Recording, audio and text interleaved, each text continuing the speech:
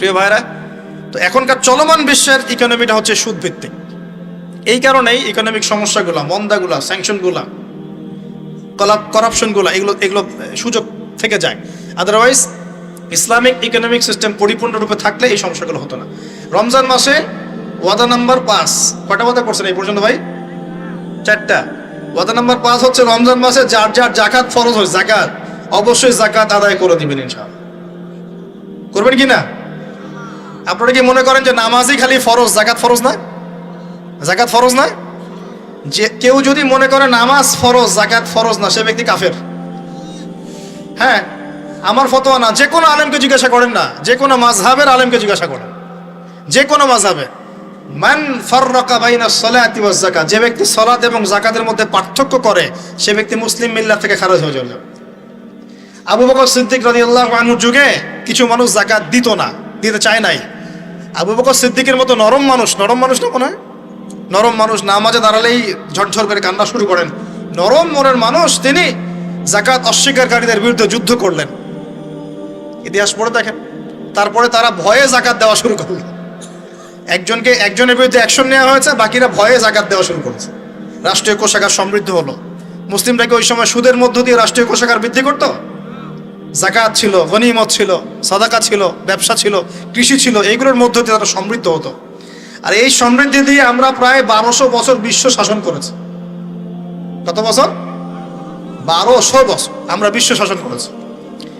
আর এখন আমাদেরকে চাইতে হয়, লোন দেন, এই করেন, সেই করেন। আমাদেরকে নিচের হাত হইতে হয়েছে, নিচের হাত। কি লজ্জা আমাদেরকে নিচের হাত হতে হয়েছে, ওরা এখন উপরের হাত। ওরা আমাদেরকে এখন অনুদান দেয়, আবার সুদের শর্ত দিয়ে দিবে। আপনারা তো IMF বুঝবেন না, ওইটাতে আমি যাচ্ছি না। এমন কিছু শর্ত দিবে যেটা রাষ্ট্রের গলার দড়ি চিপে রেখে দিবে একেবারে। এটা যারা এখানে বিজ্ঞ ব্যক্তিত্বরা আছেন তারা বুঝবেন আমার কথা। গলার মধ্যে দড়ি দিয়ে ফাঁস লাগিয়ে রেখে দিবে, এর নাম লোন দেওয়া। গলায় দড়ি দিয়ে ফাঁস ধরে রেখে দিবে, এর নাম লোন দেওয়া। দিবি না মানে টান দিয়ে নিয়ে নিবে। তারপর শ্রীলঙ্কা বানায় রেখে দিবে একেবারে। শ্রীলঙ্কা এমনি হয়েছে নাকি?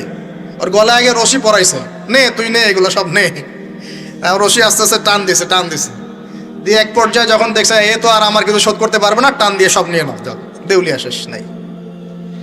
শিক্ষা, বিশ্ব বুঝতে হবে কোরআন সুন্নাহ আল্লাহ পাক শুধু এই যে ঝাড়ফুঁক করার জন্যে আর তাবিজ করার জন্যে, হ্যাঁ, শুধু বরকত নেওয়ার জন্যই নাজিল করেন নাই। কোরআন এবং সুন্নাহ আল্লাহ পাক নাজিল করেছেন যাতে কোরআন সুন্নাহ দিয়ে আমরা চলমান সমাজের, বিশ্বের সমস্ত সমস্যাগুলোর সমাধান খুঁজে বের করতে পারি। না কি মনে হয় আপনাদের? এই জন্য আল্লাহ নাজিল করেন নাই?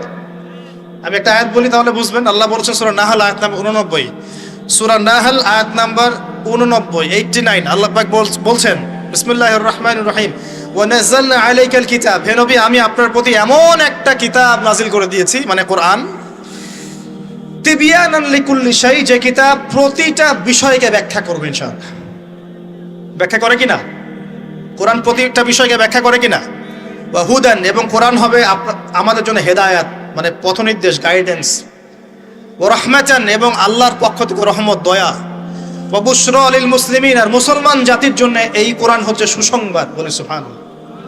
এই কোরআন যদি পড়ি না, বুঝি না, আমল করি না, তাহলে এর সমাধান কেমন করে বের করব?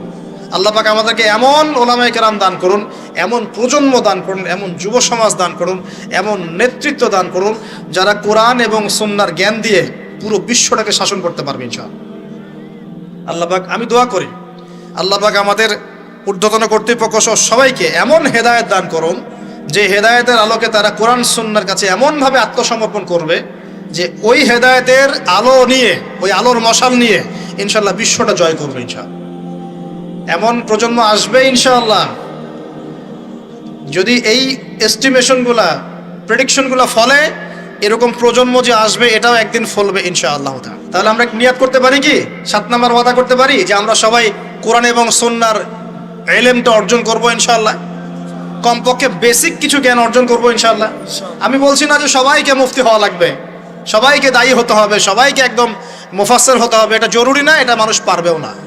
কিন্তু কমপক্ষে ইসলামের বেসিক জিনিসগুলো কি আমরা শিখতে পারি না ভাই? এটা শেখার জন্য কি খুব কষ্ট করতে হবে? আল্লাহ পাক আমাদের সবাইকে খাস নিয়াত করার তৌফিক দান করুন, খালেস নিয়াত করার তৌফিক দান করুন। দ্বীনের জ্ঞান অর্জন আল্লাহ পাক ফরজ করেছেন ভাই, দিনের জ্ঞান অর্জন করা মুস্তাহাব বিষয় নয়, নফল কিছু নয়।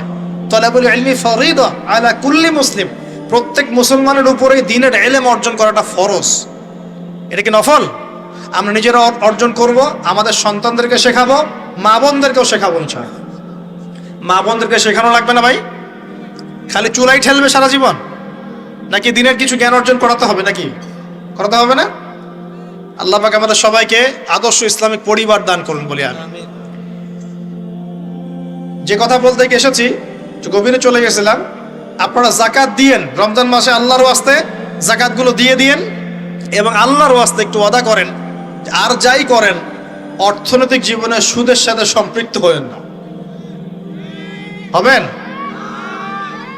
সুদের পাপ কি? নিজের মায়ের সাথে জেনা করা।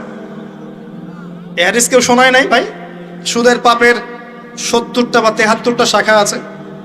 তার সবচেয়ে উঁচুটা আমি বলেছি কোরআন থেকে, আল্লাহ এবং তার রাসূলের সাথে যুদ্ধ করা। সবচেয়ে নিচের পাপটা কি জানেন? সবচেয়ে নিচের পাপ হচ্ছে নিজের মাকে বিয়ে করা। নাউযুবিল্লাহ। নিজের মাকে কেউ বিয়ে করে? এর চাইতেও জঘন্য কাজ হলো সুদ খাওয়া, কারণ সুদের মধ্য দিয়ে মানুষের রক্তকে চুষে খাওয়া হয়। আর মেরাজের রাতে যখন নবী সাল্লাল্লাহু আলাইহি ওয়াসাল্লাম, যে মেরাজের কথা বলছিলাম, তিনি আল্লাহর সাথে সাক্ষাৎ করতে গিয়েছিলেন, তখন জাহান্নামের অনেক আযাব তিনি দেখেছেন। আর কিছু প্রশ্ন করতে পারে মানুষ যে জাহান্নাম কি তাহলে আগেই তৈরি হয়ে আছে, আযাব কি এই সেই, এগুলো অ্যান্সার দেওয়ার জন্য আরেকটা লেকচার লাগবে। মনে রাখবেন, সময় এর নিয়ন্ত্রণ আল্লাহর হাতে। আমাদের কাছে অতীত, বর্তমান, ভবিষ্যৎ এই বিষয়গুলো আছে, আমাদের টাইম ফ্রেমের মধ্যে এটা আছে। আল্লাহ পাকের কাছে এইভাবে সময় না যে অতীত একটা, এটা বর্তমান, এটা ভবিষ্যৎ, এমন নয়। সবকিছু আল্লাহর সামনে, সবকিছু।